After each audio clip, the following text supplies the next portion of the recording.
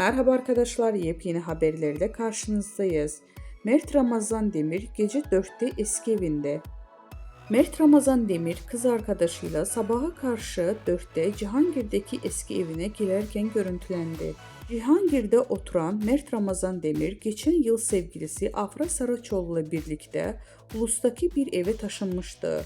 Ünlü oyuncu eski evine geri döndü. Mert Ramazan Demir geçtiğimiz çarşamba gecesi saat 4'te Cihangir'deki evine girerken görüntülendi. Üstelik yalnız değildi. Çarşamba akşamı Cihangir'de giren Mert Ramazan Demir mekandan sabaha karşı genç bir kadınla ayrıldı. İkili Demir'in eski evine yürürken objektiflere yansıdı. Apartmanın kapısının arkadaşı anahtarla açarken oyuncu muhabirlerin sorularına cevap verdi. Evime geldim, iyi geceler diyerek içeri girdi.